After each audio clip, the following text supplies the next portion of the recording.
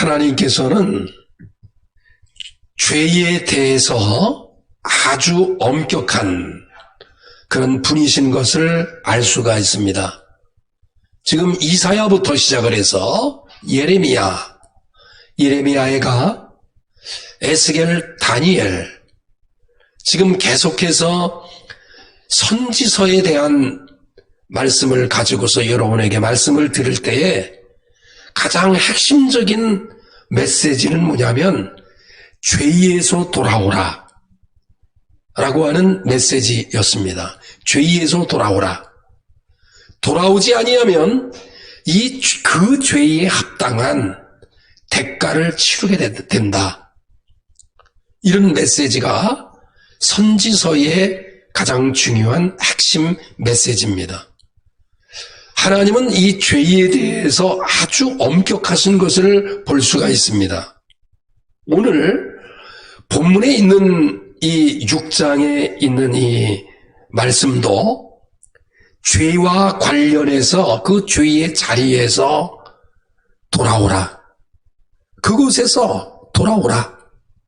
돌아와서 여호와를 알라. 여호와를 알되 힘써서 여호와를 알라고 그렇게 교훈하는 말씀이 오늘 본문에 있는 말씀입니다. 근데 본문의 이전에 5장에 기록되어져 있는 말씀 가운데 이 죄를 언급하면서 이 죄를 짓는 그 백성들을 향해서 특별히 북이스라엘 대표되는 이 지파 에브라임에게 하나님께서는 그들에게 사자와 같겠다 이렇게 말씀하셨어요. 내가 에브라임에게는 사자와 같겠다. 사자는 먹잇감을 딱 발견했을 때는 그 먹잇감을 발견하고 먹이를 갈기갈기 찢어서 먹고 난 이후에 그 사자가 자기의 그 안식처 굴로 이렇게 돌아가서 편안히 쉬는 이 사자를 연상케 하면서 내가 죄를 짓는 에브라임에게 있어서는 사자와 같겠다. 그리고 유다 족속에도 마찬가지로 젊은 사자와 같이 그를 찢고 그를 떠나겠다. 이렇게 경고한 것이 오늘 호세아 5장에 기록되어져 있는 말씀입니다. 그래서 5장에 기록되어져 있는 말씀에서 보면은 마치 하나님은 죄와 관련해서 사자와 같다는 거예요. 찝겠다 이렇게 말씀하셨죠. 그래서 오늘 본문에 있는 말씀 6장 1절에 있는 말씀으로 바로 그 말씀이 연결되어지는 것입니다. 그 죄의 자리에서 우리가 여호와께 돌아가자. 호세아 같은 경우는 예레미야도 마찬가지로 이사야 많은 예언자들과 같이 죄의 자리에서 여호와께로 돌아가자. 여호와께서 우리를 그 죄로 말미암아 찢으셨으나 도로 낫게 할 것이고 우리를 찢으셨으나 싸매어 주실 것임이라. 오늘 1절에 있는 말씀은 미래적 사건이에요. 그런데 여러분이 6장 1절에 있는 말씀을 자세히 살펴보면 시제가 시간의 그 종류를 따져보면 현재와 과거처럼 호세아가 이혼한 것을 볼 수 있어요. 1절은 미래적 사건입니다. 오라, 우리가 여호와께로 돌아오자. 여호와께로 돌아오지 아니할 때는 여호와께서는 우리를 찢으실 것이고 그러나 회개하고 돌아오게 되면 도로 낫게 할 것이고 여호와께서 돌아오지 않는 자를 치실 것이나 여호와께 돌아오게 되면 싸매어 주실 것이라고 하는 미래적 사건으로 호세아가 말씀하신 것입니다. 그러나 여러분이 자세히 살펴보면 이 1절에 있는 말씀의 그 시제가 현재와 과거의 시제로 말씀한 것을 볼 수 있어요. 미래적 사건인데도 불구하고 현재와 과거로 설명했어요. 이것을 어떻게 설명할 수 있을까요? 미래적 사건인데도 불구하고 현재와 과거의 사건으로 표현했다고 하는 이것은 실제적인 사건으로 이루어질 것이라고 하는 것이에요. 이미 하나님께서는 호세아 이전에 많은 예언자들이 있거든요. 요엘 같은 경우는 더 이전에 주전 5세기경, 6세기경의 예언자가 요엘이라는 예언자였어요. 수많은 예언자들을 통해서 수없이 말씀하신 사건 속의 하나가 그 말씀을 수없이 선포했을 때 돌아오지 아니하면 죄의 엄격하신 그 하나님께서는 마치 사자같이 먹잇감을 발견했을 때 갈기갈기 찢으시고 마치 목자가 사자를 칠 때에 돌로 칠 때에 그 치는 것처럼 뭔가 그 당시의 사람들을 그렇게 했다라고 하는 거예요. 미래적 사건이나 현재와 과거처럼 이야기합니다. 다시 한번 1절을 읽어보겠습니다. 오라 우리가 여호와께로 돌아가자. 미래적 사건처럼 얘기를 시작했잖아요. 그런데 그 다음 구절은 과거의 현실처럼 얘기해요. 과거와 현실처럼. 여호와께서 우리를 찢으셨으나 그러니까 찢으실 것이나 이렇게 되는 찢으셨으나 이렇게 말씀하셨어요. 바로 이 말씀은 미래적 사건이긴 하나 현재의 실제적인 일들이 돌아오지 아니하면 여호와께서 찢으실 것이고 회개하고 돌아오라고 메시지를 수없이 하셨으나 돌아오지 아니하면 하나님께서는 치실 것이라고 하는 메시지입니다. 그러면 구약의 전체적인 말씀 속에서 그 죄의 자리에서 돌아오라고 외친 수많은 예언자들의 그 메시지 속에서 이 죄라고 하는 정의를 우리가 살펴보면 죄가 무엇인가를 우리가 잘 알 수가 있습니다. 흔히 말하는 이 죄를 이야기할 때에 우리는 자범죄라고 하는 이야기를 이야기하기도 하고 또 원죄라고 하는 죄를 이야기합니다. 원죄와 자범죄. 또 어느 상황 속에서는 고범죄라고 하는 이야기도 이렇게 이야기하기도 해요. 원죄는 뭐고 자범죄는 뭐고 고범죄는 뭘까? 라고 하는 이 물음 속에 간략하게 이 죄를 설명한다고 하면 원죄라고 하는 것은 태어날 때부터 원래 우리의 성품과 우리의 기질과 우리는 하나님의 성품을 닮아서 좋은 성품 또 하나님의 그 모양과 그 형상을 닮아서 좋은 것을 가지고 있었으나 사탄이 아담으로부터 뿌려놓은 그 악한 씨가 태어날 때부터 우리가 그 악한 죄를 가지고 태어난다는 거야. 그래서 가르쳐주지 않았음에도 불구하고 인간은 죄의 속성을 그대로 가지고 있다는 거야.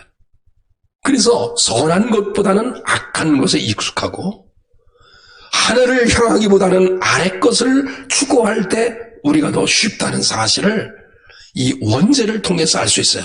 그래서 원죄는 철저하게 아담이 그 이후에 인류의 조상들이 가지고 있었던 죄의 속성을 그대로 유전적으로 받고 있다는 거예요. 그러니까 태어나서부터 우리는 죄의 속성을 가지고 있다는 거예요. 이게 원죄라는 설명이에요. 근데 자범죄라고 하는 것은 그런 속성을 가진 우리들이 의도적이 됐든 또 의도적이지 아니한 상황에서가 됐든 항상 우리가 우리의 삶 속에서 죄를 스스로 범하고 있다는 거예요. 죄의 속성 때문에 까딱 잘못하면 우리가 스스로 죄를 범하고 산다는 거예요.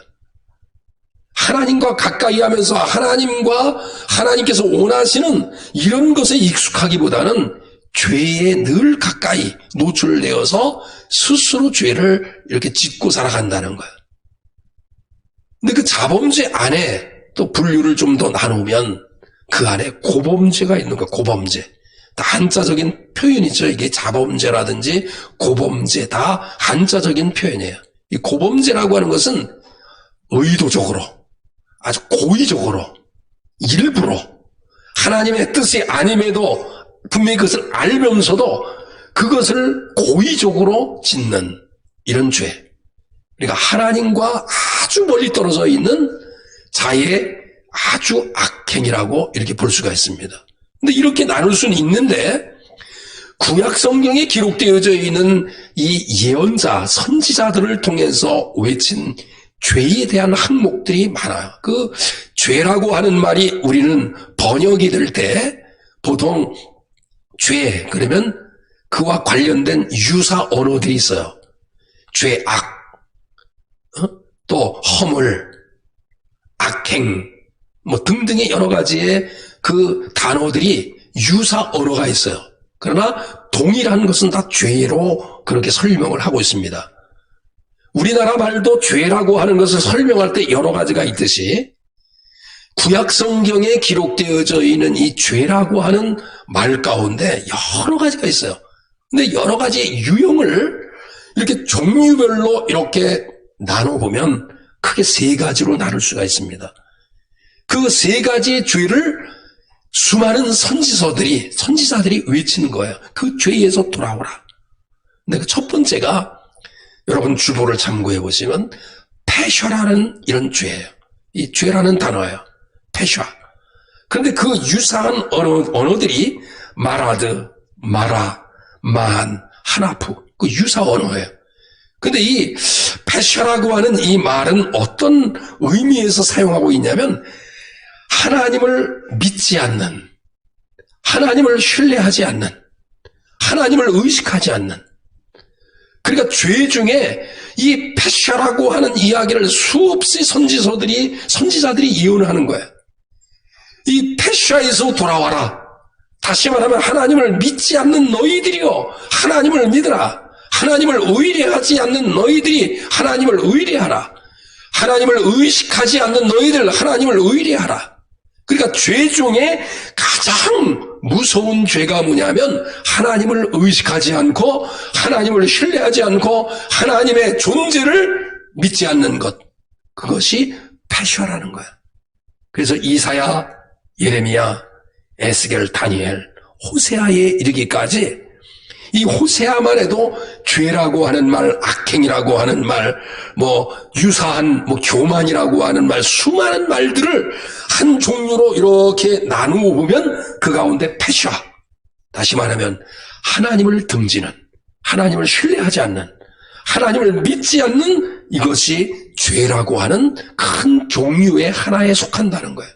그래서 수많은 예언자들이 하나님을 믿지 않는 것, 하나님을 신뢰하지 않는 것, 이런 것이 죄다라고 이야기하면서 하나님을 신뢰하라. 우상을 섬기지 말고 하나님을 신뢰하라. 5장에 있는 말씀이 바로 그런 이야기거든요.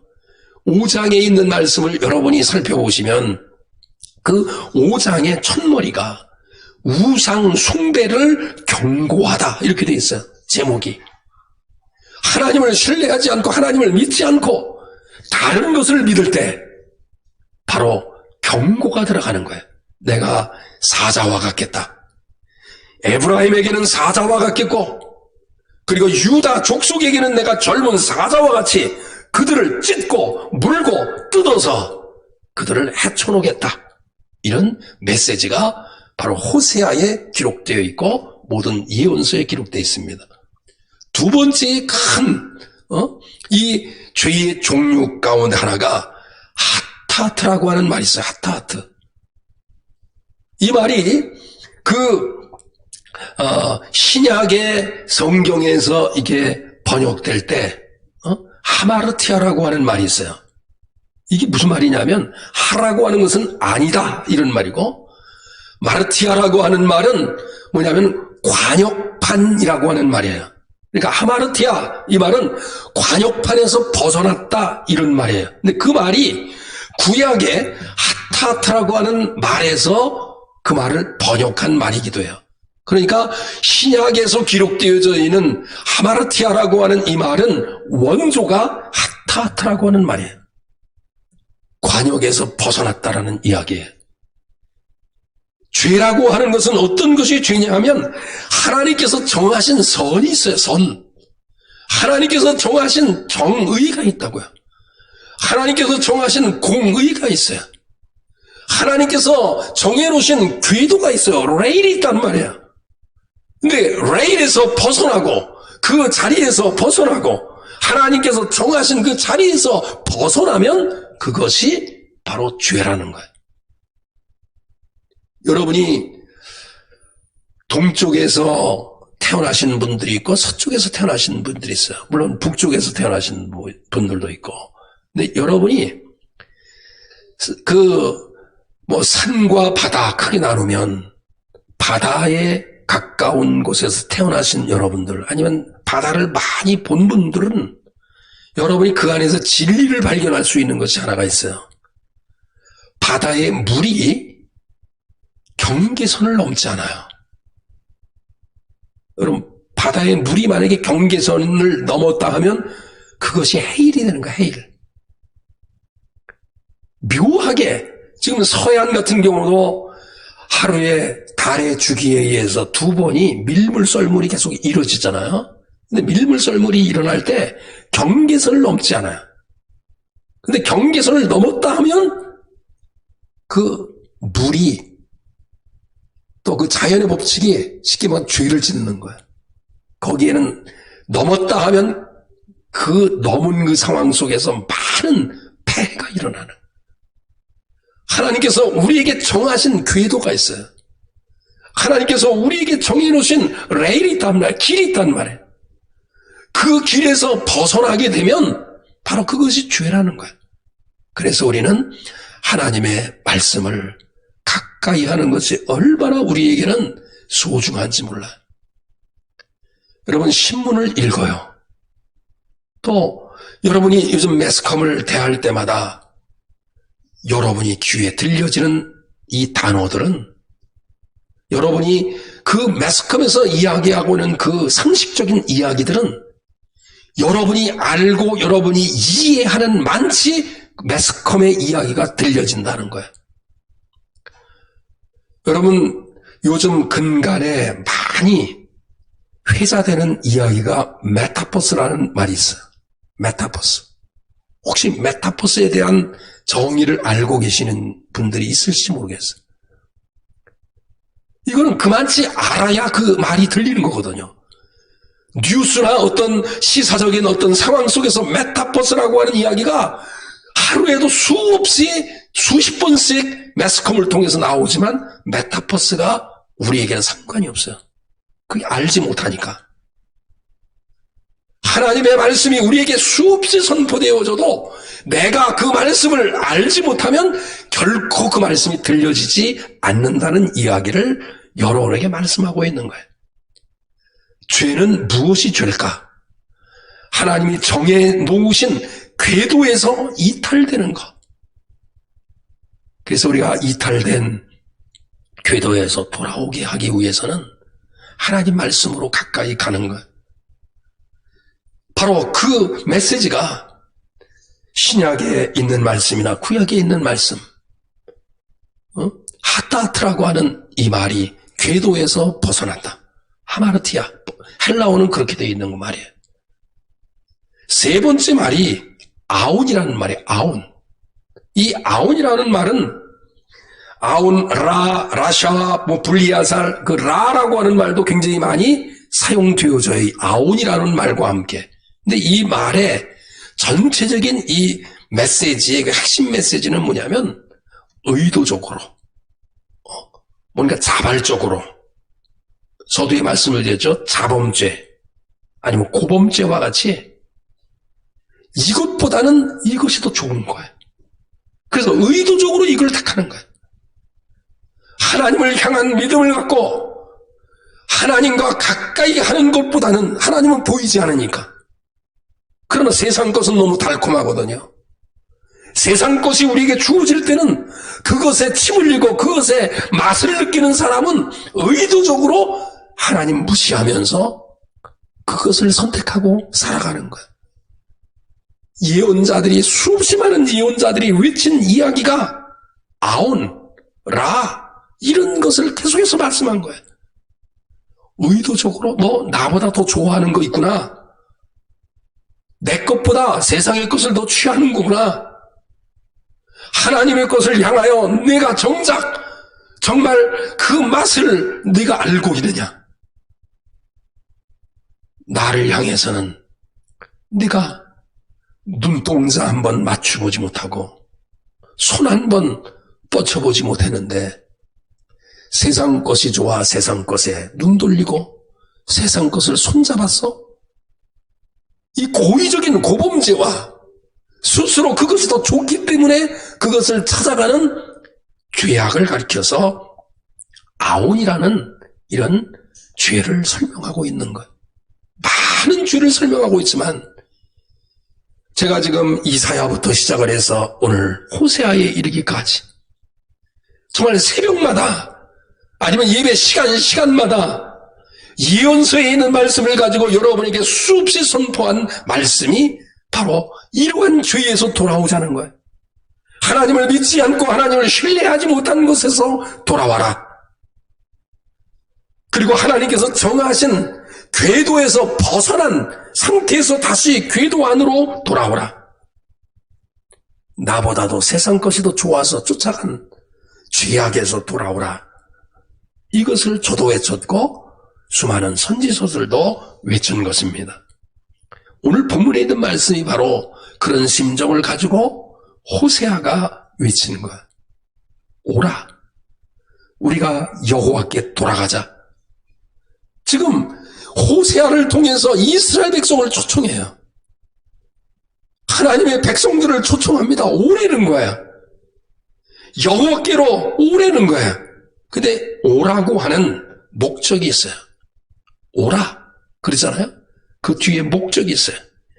여호와께로 돌아가자는 거야. 여호와를 등진 자리에서 여호와께로 돌아가고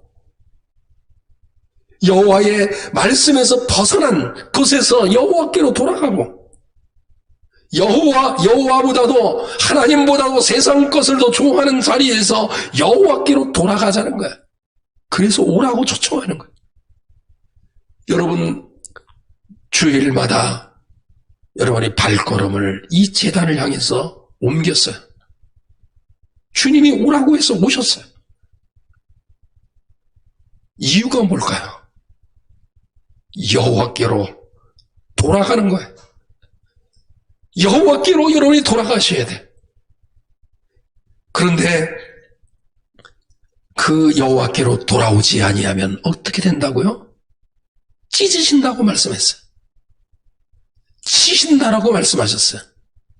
그러나 여호와께로 돌아오면 어떻게 하신다 그랬어요?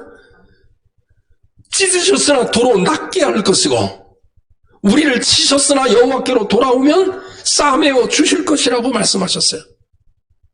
그런데 그 신속도가 돌아오면 어떻게 신속하게 하나님께서 반응하시는가?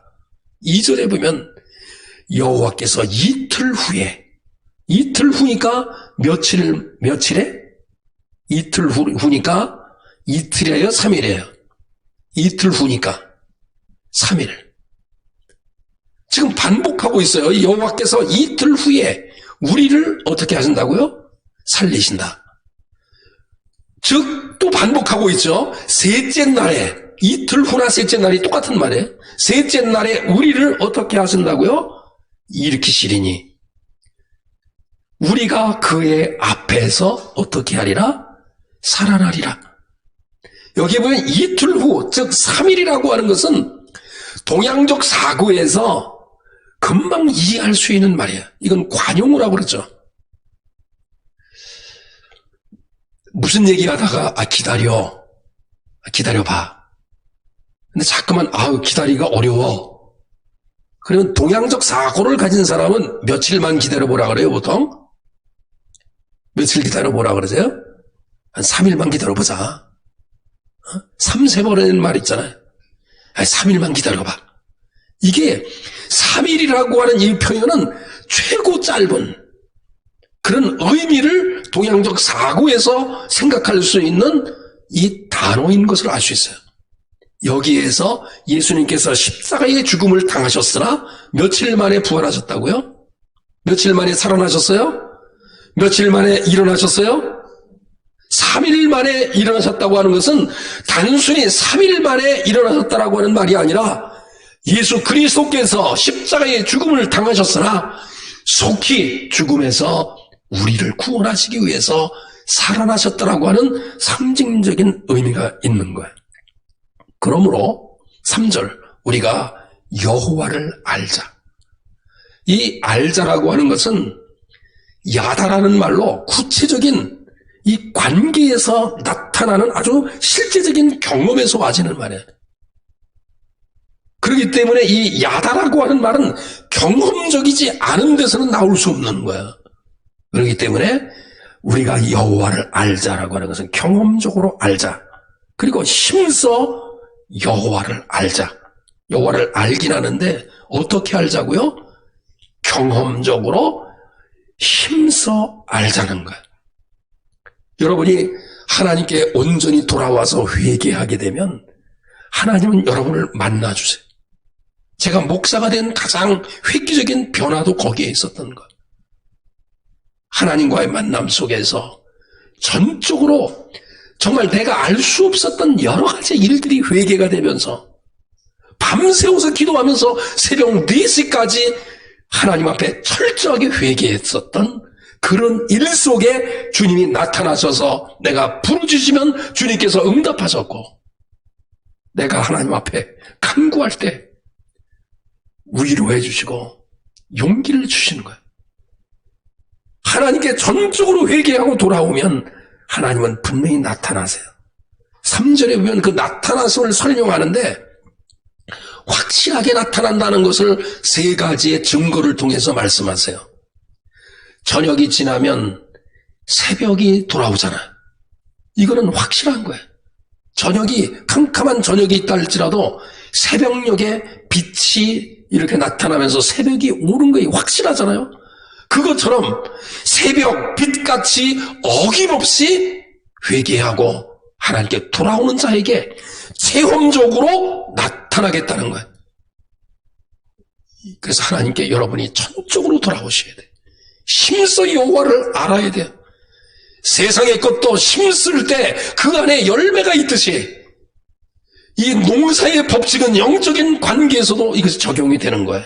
예외 법칙도 있지만 여러분이 힘써서 여호와를 알면 마치 새벽에 빛이 어김없이 나타나듯이 여러분과 만나주세요. 또 다른 표현이 있어요. 비와 같이. 이 비라고 하는 것은 이른 비를 말하고 있는 거예요. 이스라엘에게 있어서 이른 비를 내려주시는 것은 매년 예외 없이 이른 비가 내려요. 그 이른 비가 내릴 때 농부는 씨를 뿌려서 새싹을 트게 하는 거예요. 이른 비가 없으면 농사를 질 수 없어요. 중문동 지방에 이른 비가 내리는 거예요. 12월부터 3월까지, 즉 겨울비에, 우리와는 다른 느낌이죠. 겨울비가 내려야, 이른 비가 내려야 씨를 파종할 수 있는 거예요. 그 이른 비가 매년 반복해서 찾아오듯이 회개한 자에게 이른 비와 같이 꼭 내려주시겠다, 이런 말씀이에요. 그 뒤에 보면 또 다른 표현이 있어요. 땅을 적시는 늦은 비와, 이건 가을비를 말해요. 가을에 농사를 거두기 바로 직전에 비가 흠뻑 늦은 비가 내리면 이것이 마지막 곡식이 열매가 맺는 가운데 알알이 잘 맺을 수 있도록 늦은 비가 내림으로 말미암아 그 곡식과 열매가 단단하게 좋은 품질로 열매를 맺는 것입니다. 새벽의 빛과 같이, 비와 같이, 늦은 비와 같이 회개하고 돌아오는 자에게 하나님은 만나주신다는 거예요. 이것이 3절까지의 내용이에요. 그리고 4절부터 오늘 읽으신 9절에 있는 말씀은 그렇게 외쳤잖아요. 근데 인간의 속성은 자꾸만 밖으로 돌아가기를 원하는 거예요. 그래서 4절부터 6절에 있는 말씀을 성경에서 읽게 되면 이것이 번역된 문자화된 것이기 때문에 이해하기가 좀 쉽지 않아서 제가 쉽게 여러분에게 번역한 이 말을 여러분에게 말씀을 드리면서 오늘 시간을 마무리하려고 합니다. 4절부터 6절에 있는 말씀, 하나님은 호세아를 통해서 이렇게 말씀하십니다. 제가 번역한 거 잘 한번 들어보세요. 너희들이 1절부터 3절까지의 고백과 회개를 한다고 하더라도 너희들은 신의를 지키지 아니했다. 너의 신의는 이 신의를 다른 말로 말하면 인애, 헤세드라고 하는 말인데 인애, 긍휼, 사랑 이런 것을 의미하고 있는 거예요. 너희 신의는 아침 안개나 구름과 같아서 이른 아침에 사라져 버리는구나. 금방 은혜 받고 금방 해야 되겠다고 하지만 금방 사라져 버리는구나. 그러므로 내가 선지자를 보내서 변덕스러운 너희들의 죄를 계속해서 촉구했고 돌아오지 않을 때마다 너희들을 심판한 것이다. 5절. 나는 신의를 원하고, 다시 말하면 긍휼을 원하고, 나는 사랑을 원하고 제사를 원하지 아니한다.